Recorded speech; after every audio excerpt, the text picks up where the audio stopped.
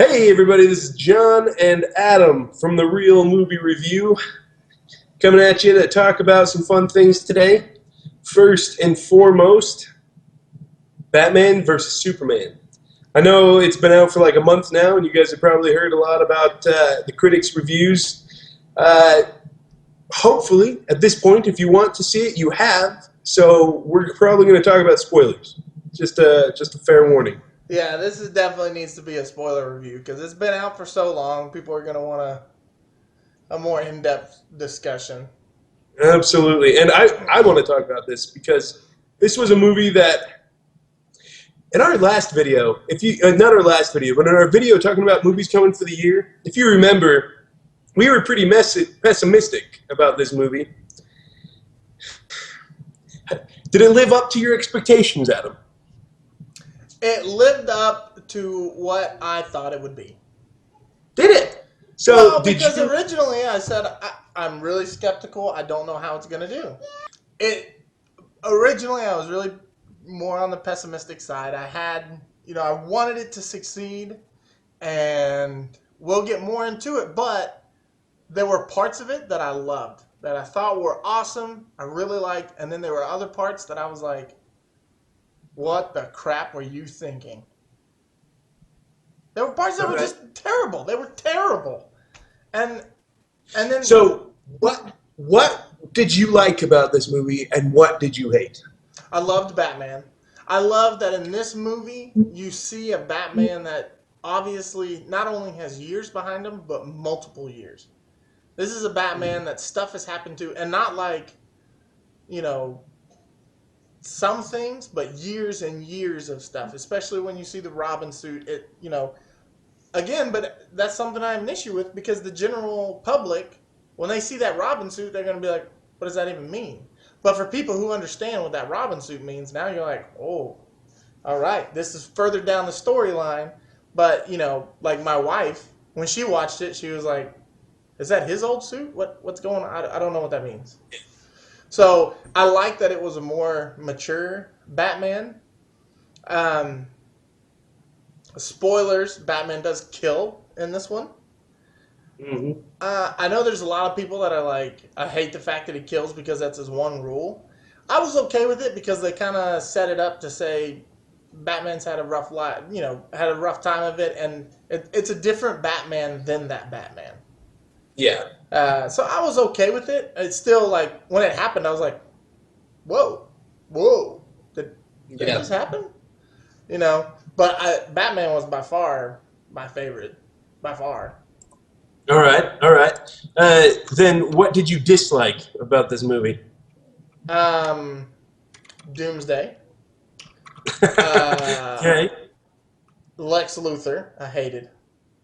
I hated editing. I hated a lot of what they put in and what they should have left out. Yeah. There were a lot of things about this movie that I'm just watching it going, dude, you're a professional. You should be able to sit back and look at this and go, this makes no sense, guys. We are too far into the woods to see the forest. They needed to step back and get someone else's opinion before they released it. They really did. But I would definitely say that Doomsday and Lex were my least favorite because I personally feel like each actor nailed the role that they were supposed to do. Right. Even Jesse Eisenberg?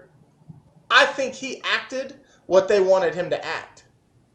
Now, it's a stupid role, but I think that he acted it the way they wanted him to act it. And I would again, agree. that I falls think back that on the leadership, on the directing. I think that the job he did a great job at it. Was the role good? No. Was the writing for that character good? No. But that's not his fault.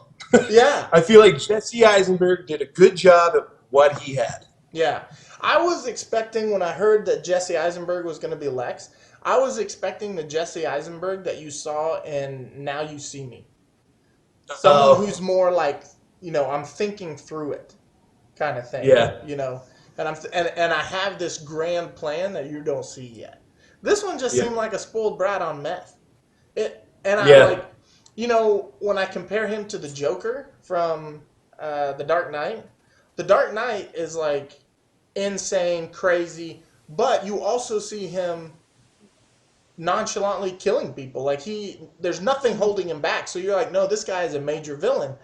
With Jesse Eisenberg, you're like, you're still a businessman. You can't do the things the Joker does. Like, you just look like a knucklehead. Like, I'm not scared of you at all. You're not really a villain. And so to have that role was stupid. They should have had someone that was, because I think they were. What's the guy from Breaking Bad? Please, now I'm going to get in trouble. Come on. Whatever, you know who I'm talking about. Bryan Cranston. That's it, Bryan Cranston. So they were going to have him as Lex for a while, and they should have left it with him. Because he would have, and literally done more of the serious Lex Luthor type guy. He would have knocked it out of the park. The problem is that I think that he would have had a hard time not being the guy from... like, he would just been the same person again. But I think you're right. Jesse Eisenberg isn't to blame for how bad a character he was. You ready for my overall opinion of this movie? Dude, I do. I mean, because I'm going to throw in more of my opinion as you go along. But I really do, because I feel like you're holding back and you're just about to blast right now. Like, I feel like I'm watching a guy after he just ate like a ton of chimichangas. Now he's like, oh, crud, here it comes. Let's be very clear here. I thought this film, opinion here, okay, was absolutely atrocious. I could not have had a worse time at the movies if I was sitting on 3 nails sticking right up my butt cheeks and having somebody punch me in the face every time I said the word "the." Hold on, dude.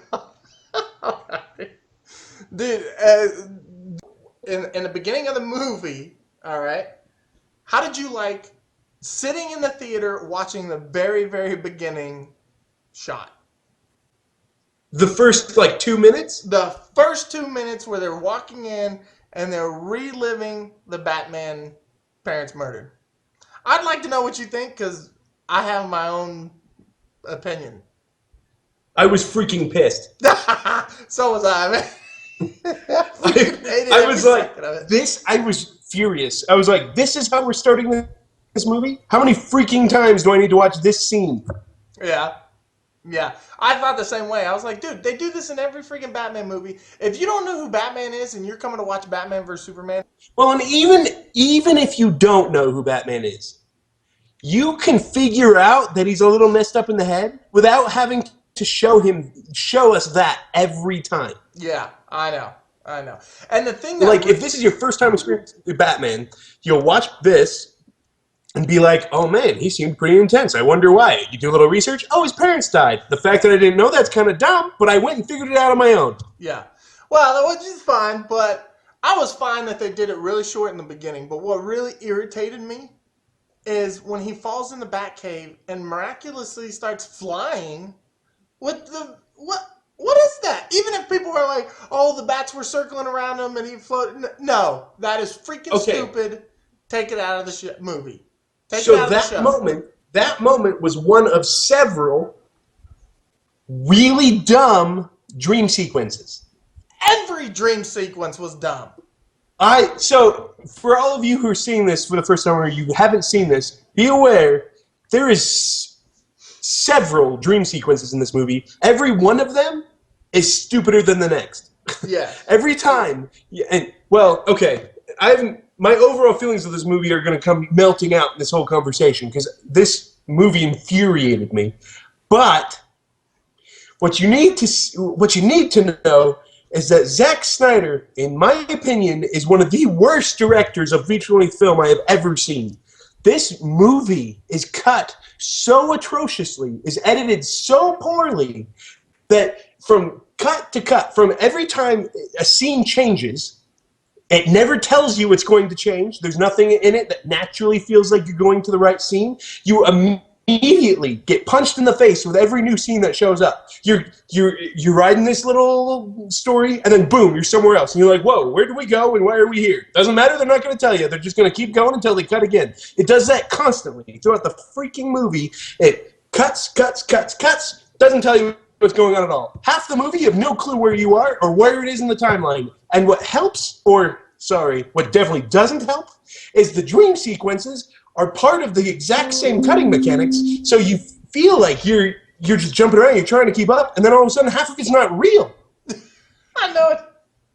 Yeah, like it cuts to the exact same way. Like if you step out for just a moment and you come back, like you needed popcorn or somebody spilled your drink or something, and you come back, you might end up in a scene where Batman is fighting aliens in the middle of a desert and have no freaking clue what happened.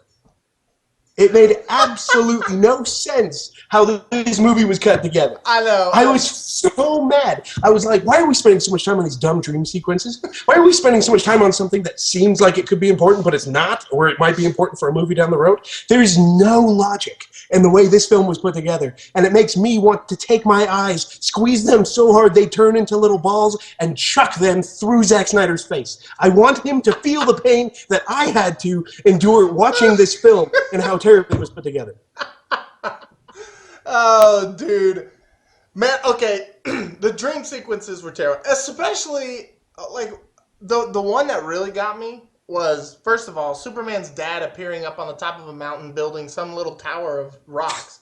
What is that? Then you have Batman who goes out to his mom and dad's grave, and there's like a vampire thing that jumps out and attacks him. Why is that even in there?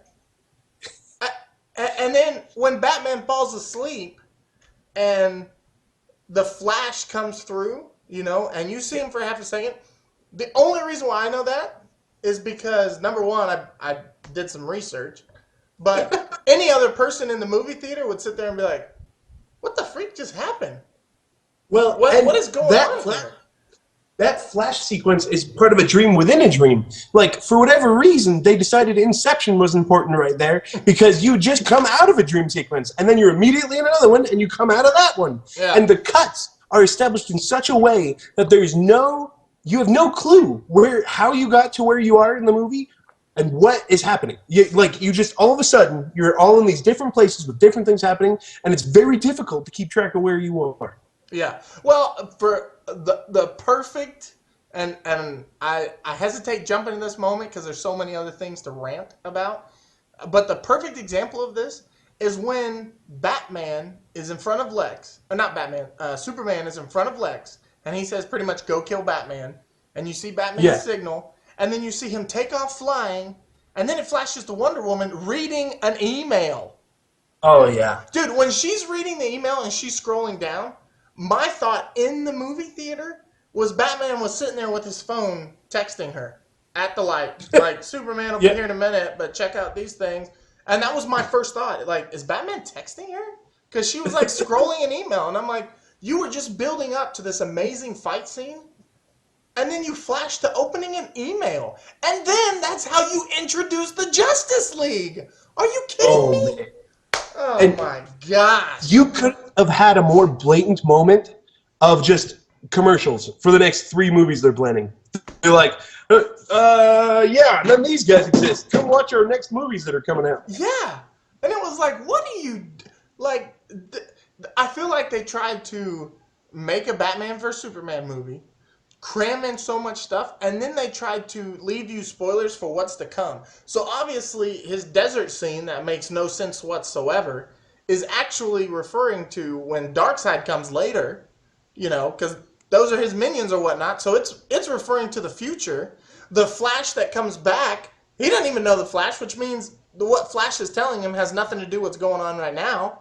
That's all in the future. So it actually pertains nothing to the story that's taking place that we're watching. Neither does it tell us that is for the future. Yeah. So now I just have this clip in here that I'm like, why was that even in this movie? Yeah. I was blown away by how much time was wasted. Okay, and I want to talk about this too. So, spoiler alert, Superman dies at the end of this in the stupidest way. First of all... Are you scratching your butt? No. Should I?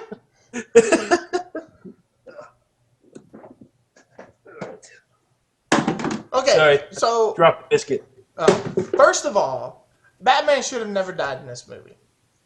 No. Some of the reviews that I hear people saying, they're like, I like that they killed him off. It took him off into a different direction. And I'm like, no, you've already announced the Justice League is coming, which tells me Superman's in it or it's not the Justice League.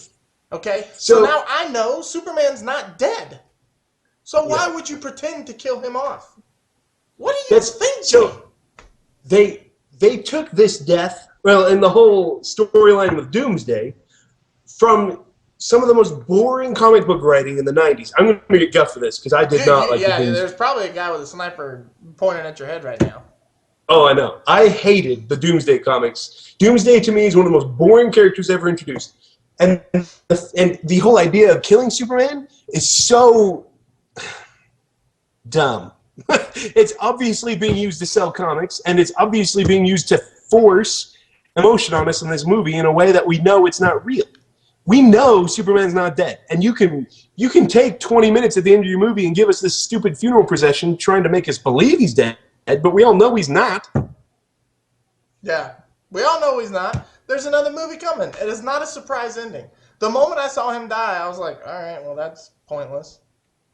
Well, and then they took forever trying to make us feel sad about it. Yeah. Stop trying to force so much. Yeah, and everybody's sitting there going, oh my gosh, he is actually going to be dead. And I'm like, no, he's not. He's not going to be dead. Because then they would have just killed off literally the main guy in the Justice League. I mean, him, Batman, and Wonder Woman are the ones that everybody focuses on in the Justice League. You know? And the way they introduce the rest of the Justice League is a joke, man. They need to watch Marvel and how they do it. They literally do short little clips at the end of the movie, like Deadpool, that says, by the way, Cable's coming, you know, something funny, but they don't even have to be that obvious. But normally it's a little clip that you don't see anything, but you need to be educated to know that's what's coming up. Marvel. A lot of people say that this is all just a bunch of Marvel fanboy talking, but at this point, it is proven that DC doesn't know how to make movies. No. Warner Brothers needs to sell that property off because Warner Brothers has no clue what to do with anybody outside of Batman, and even with him, they have a 30% success rate? Yeah. If they took the Russo brothers and they said, Russo brothers, please make us an amazing Batman vs. Superman, I honestly think they would have knocked it out of the park. Absolutely. The Russo brothers are I don't think it's their actors. I think their actors are awesome. So after the floating boy scene, when you have the attack on Metropolis and you have Bruce Wayne running towards those buildings, at the very first opening scene, I was like, this movie's going to blow. And then when I watched that scene, I was like, okay, I totally see where Batman's coming from now. This was a perfect setup. And then it kind of just went downhill from there. And I was like, dude, this is stupid. Except for I did like the Batman and actual Superman fighting, but it was so short-lived. And it was really anticlimactic. Oh, well, the whole Martha thing, don't even get me started on that. So, apparently, the only way to survive a fight with Batman is have your mother's name be Martha. Yeah. Yeah. If your mom's name is Martha, you're set. And not only does Batman stop trying to kill him, now Batman wants to be his best friend. And then immediately Superman trusts Batman to save his mother's life. Yes, exactly. I know. It was totally like... This guy was just trying to kill me. Yeah, and all they had to do was him about to kill him and then have Lois Lane come running in and say his mother's life is threatened and something else is attacking the city. And then Batman could have easily been like, we're not done here. Boom!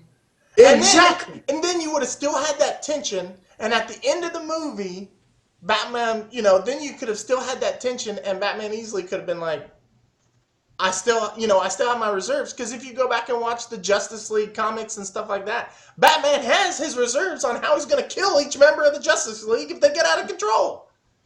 Absolutely. He doesn't have full trust in them. He's not going to be like, I'll save your mama, brother. No. What the? So, and then something else in this movie, you brought up Lois Lane. Lois Lane was so shoehorned into this movie. Next time you watch it, if you ever watch this movie again, this movie is trash. So I'd be surprised if you ever watched it again. But there were parts of this movie that I loved, but the movie in general, it was terrible direction. But keep going. This movie was like somebody taking a pine cone, dipping it in some sort of like hot gold, hot molten metal, having a steel pine cone getting shoved down your throat.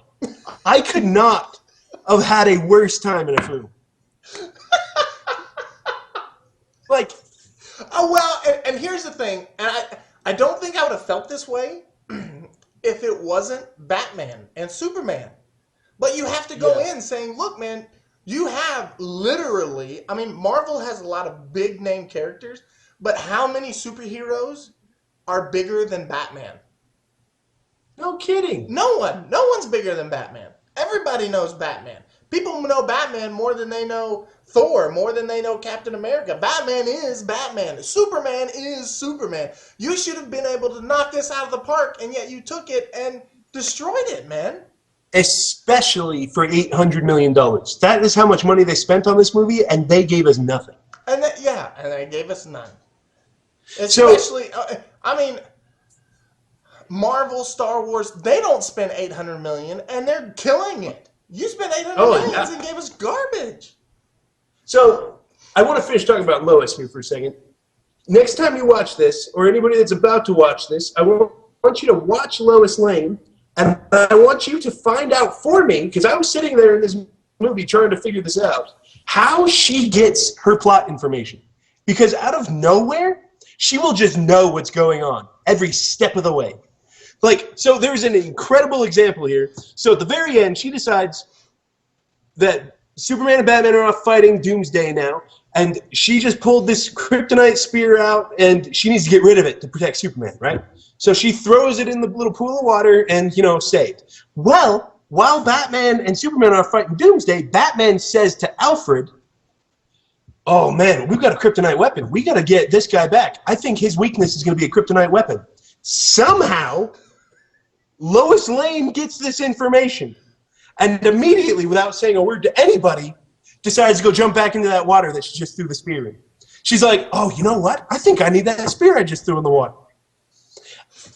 Every time she makes a decision in this movie, it is without anyone giving her information. She just knows it. In fact, you'll notice very clearly that when she comes in to defend Superman while he's about to die, she was nowhere near when Batman was asking, who's Martha, who's Martha? And then all of a sudden she shows up and he's like, it's his mother. It's like, you were there? How do you know that's what they were talking about? You have no clue what they were just saying. Well, she had to be running up when he said it. Well, but every step of this movie, she knows things because the script says she's supposed to. She doesn't get the information from anywhere. It's just like, I turned to my wife while watching this movie. I'm like, is she psychic? How is she getting all this information? She just knows this shit. It's poorly written. It's poorly directed. You had some of the best actors you could have possibly gotten, and you balled it up and threw it away. Don't get me wrong, because the actress that plays Lois Lane, I love her. Love her. Amy Adams, yeah. Yeah, Amy Adams. I love her. I love her in everything she does. This was a terrible written role. This was a terrible written role. Yeah. And for years, I have said that the only thing with Superman is kryptonite, or you have to challenge his morals. And for a blip of a second in this movie, I thought they're going to challenge his morals, and that's why he's going to fight Superman. Yep. But it was a blip of a second. Yeah, because they acted like that's what the movie was going to be about, and by the end, everyone forgot that they were arguing. Yeah, I mean, even when people were saying, yeah, but he went to the Capitol and stuff, but his morals were never questioned. His morals were never questioned. The government were saying, hey, we need to keep you in check. His morals were never questioned. The only time his morals were questioned was when he went to go fight Batman, and that was literally landing on the platform to Lex, going to fight Batman, saying his mom's name, and then you're done. That was your conflict that I wanted to see in this movie, and you threw it in freaking 10 minutes. Well, and so we haven't seen Civil War yet, but I'm pretty sure they're going to make the argument between Captain America and Iron Man make a little more sense. Because in Batman and Superman, if they would have just stopped and talked for 5 seconds, everything would have been fine. Yeah, if they would have stopped and talked for 5 seconds. Like, no one said a thing to each other, and they... so, Superman, even when he's about to go fight Batman for the real deal, right? He tells Lois Lane, I need to go talk to him. I need to go tell him what's going on. I need to get him on my side. And how does he go talk to him? By walking all tough and be like, you need to listen to me. Yeah. Like, oh, yeah, that'll go great. Yeah. Perfect. That'll go great. Because That's obviously, exactly right. That's exactly right. Best if he of could just friends. phone over and be like, look, my mom's life on the line. You know, I'm here, blah, blah, blah. Lex Luthor sent me. But none of that happened. So when he shows up, it's just like, no, these are two high school boys just fighting it out for no dumb reason. And then and literally the conversation to stop the fight was Martha. Yeah. He wouldn't have even had to say, my mom, you know, Lex sent me here, blah, blah, blah. He could have just shown up and been like, listen, Martha. Okay? Yeah. Martha. And then Batman would have been like, what you talking about my mama for? You know? But no kidding. But, you know, again, I thought Ben Affleck knocked it out of the park. And now I did hear going forward that Ben Affleck is going to be directing a Batman. He already has a script written. And so I have a lot of faith in Ben Affleck now. So I really look forward to where he's going to take that character. I just wish, you know, and I'm hearing that they're going to use Zack Snyder for the Justice League. Dude, they need to get him out, man. He does the same crap on every freaking film. Oh yeah, and I cannot stand Zack Snyder at this point. I feel bad. I don't have anything against him personally, but this movie was trash. And it's not, and I can't say this enough. It wasn't your actors. It was the writing and directing. It was the writing and directing that trashed this movie. And Warner Brothers was too money driven to stop and say, let's get outside advice. Let's stop and take a look at it. They were just like, yeah, get this money out. We're going to make tons of money because it's Batman v Superman. And it sucked. What did you think of Wonder Woman? Well, I mean, she played a little role. I mean, I felt like I saw everything about Wonder Woman in the trailer. I mean, everything about this movie I saw in the trailer.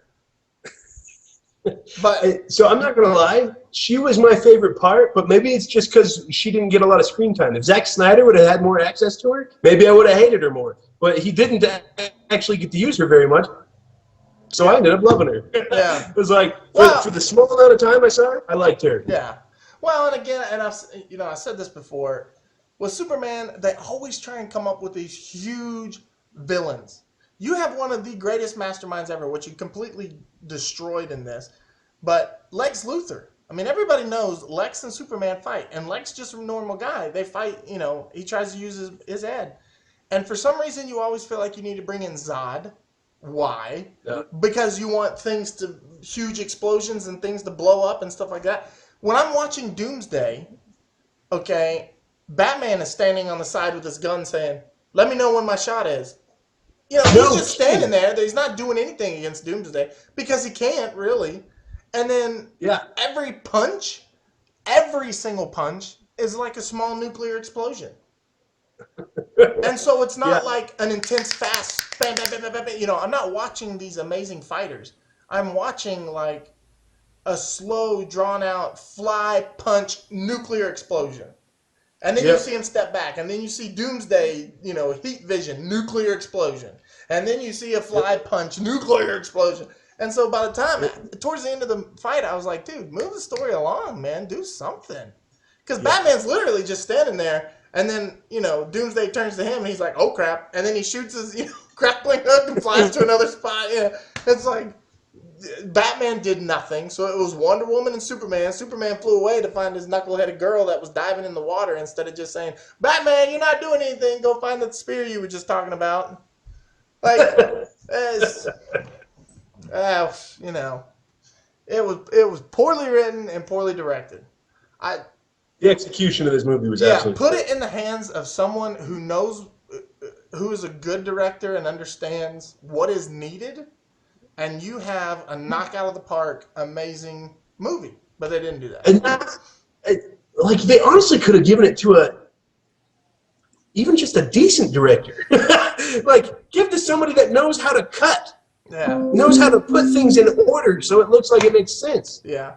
Don't get me wrong. I mean, Zack Snyder's really famous for doing visual effects, and a lot of the visual effects looked really, really good. Like, one of my favorite shots ever that DC has ever come up with, and I wasn't a huge fan of Man of Steel, but the shot where he's on the oil platform and he's burning, I thought was a freaking cool shot. So I've been talking a lot of crap on Zack Snyder, and I need to stop. So I'm going to give this man the compliment I would give him if I ever met him in person. Sir, if I ever own a video game company or a movie company, I need you to do my action cinematic scenes. Yes. Yeah. Because he is brilliant at making action look like excellent action. Like, he can make action gorgeous. He can make it fast-paced. He can make it great-looking. This man, he needs to be doing video game cinematics for the rest of his life. He should not be giving us feature films. No, yeah. Like, I mean, the Batman, when he goes in to save Clark's mom, that fight sequence where he came in and actually started, like, whooping him up, I was like, this is legit. This is a cool Batman, man. You know, these were legit things that he was doing. And it's scenes like that I'm like, I'm interested to see where they take this Batman. Plus, I've seen a whole lot of fan theories about Batman and the Joker and Suicide Squad. And I'm really interested to see, because they did try and tie a lot of stuff into the future, but they sucked at it. But I'm interested to see kind of where they take the Batman character. And Wonder Woman, for that matter. All right, well, guys, that is our list for today. Thanks for watching. Don't forget to like and subscribe. And if you liked our opinions, if you hated them, let us know below. Yeah, guys, we always appreciate hearing everything. Like our channel, we got other videos you can see. Let us know if you want us to actually review a video or talk about something. Put it in the comments below, and we'll make sure we talk about it. But thanks for watching. We appreciate it, guys.